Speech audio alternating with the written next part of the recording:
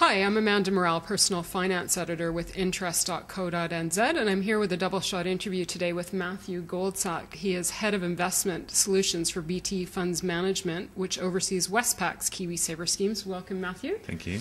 Matthew's here to talk to us a bit about how the scheme for Westpac works and some of the details. So to start with, Matthew, can you explain what the relationship of BT Funds Management is to Westpac? Yes, so BT Funds Management is the investment arm of Westpac Okay. in New Zealand. Westpac bought BT back in 2002. And BT has two investment teams. It's got an asset management team and it also has an investment solutions team, which I run. And investment solutions basically runs all of Westpac's diversified funds for its clients. Okay, so it manages Westpac's KiwiSaver scheme, its superannuation business, and also its private wealth business as well. So the team manages around about $3 billion in assets under advice and management, of which KiwiSaver is around about $1 billion. $1 billion. Okay, great. So with respect to that KiwiSaver pot of money, who is managing that money? Okay, so we have a team of analysts that work within the investment solutions team. We have 6 full-time investment professionals from a variety of backgrounds. We've got a portfolio manager who is responsible for leading some of the thought processes that go into how we allocate money across the different asset classes and between the different asset classes. Okay. We have some research analysts as well, whose job it is to research the markets, research what our managers are doing. And then beyond that, within each asset class that we allocate our client monies to, we actually outsource the management of that to specialists. So within say, like the KiwiSaver Balance Fund for Westpac, we have 12 underlying fund management firms that manage a small slice or small pot of money for us. Okay, so we don't actually do the security selection ourselves. Okay, right. Our focus within the team is on getting the top down, right, so the asset allocation decision, and that tends to drive most of the risk and return within a typical fund. Okay. We then also have a team that is responsible for bottom-up manager selection and blending within the team, and then the other part of the focus of the team is on day-to-day implementation, so managing derivatives, managing our currency exposures as well, implementing cash flows when they come in. So every day that we turn up at the office, there is some money sitting there in the cash account for us to invest. We need to make an investment decision daily. Okay. You keep hearing, or at least I keep hearing about the importance of the actual fund managers. So what confidence do you have in those particular managers, and what's the criteria for you selecting them?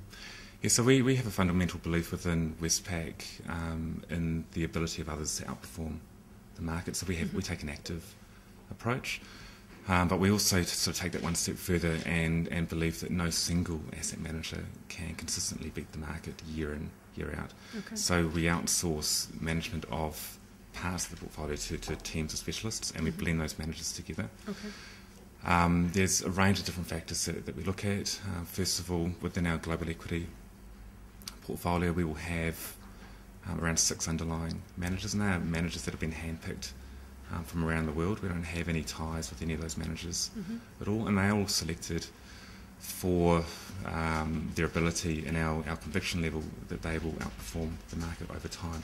They will certainly deliver that outperformance to us at different times, and that's why we have a range of different managers, is to diversify risk within the portfolios a little bit more. Okay. But we believe that by diversifying different managers and different approaches together within the funds, we can deliver more consistent return outcomes to our clients. We don't want to have massive swings in performance. We don't want to outperform the market one year and then be significantly below the market the following year. We just want to give our clients within Westpac good, consistent outperformance.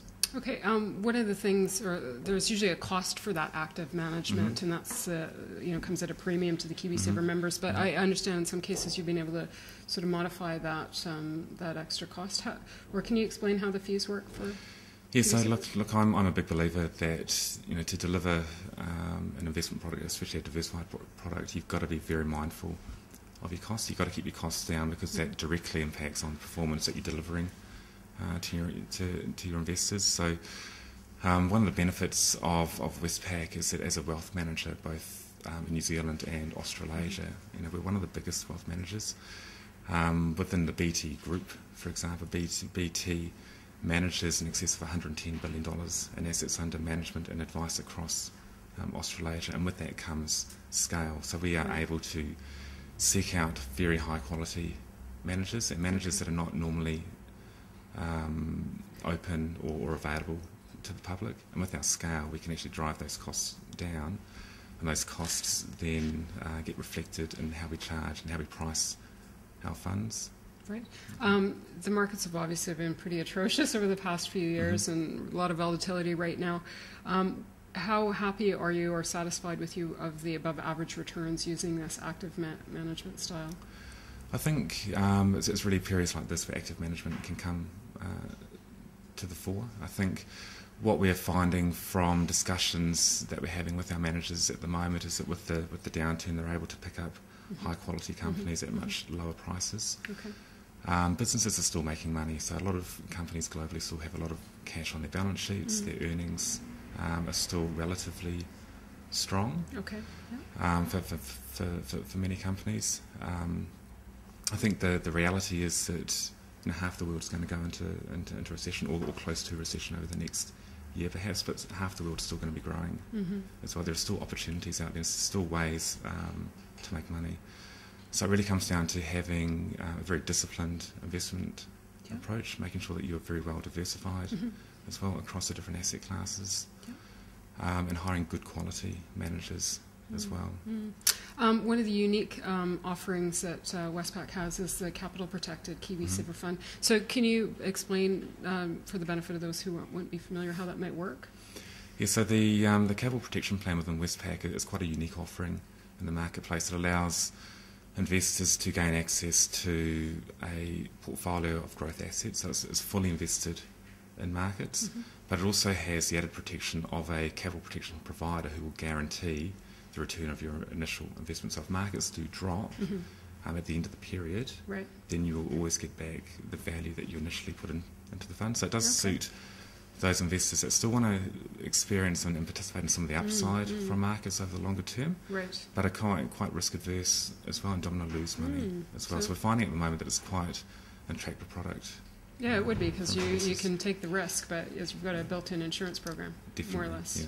Yeah. And or is there been much uptake of this product, or are people still a bit unfamiliar I think, with it? look, we're actually getting more flows into our unprotected products. So we have a growth fund that is 80% invested in markets and 20% invested in income-producing assets. But we are finding every year that we do one of these capital protection tranches that we're getting more and more flows into the product.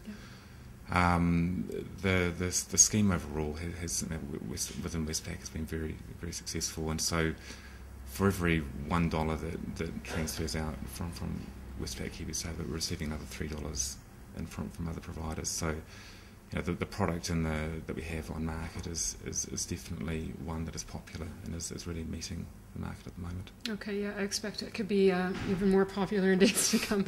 All right, Matthew Goldsack, Head of Investment Solutions for BT Funds Management, thank you very much for joining us.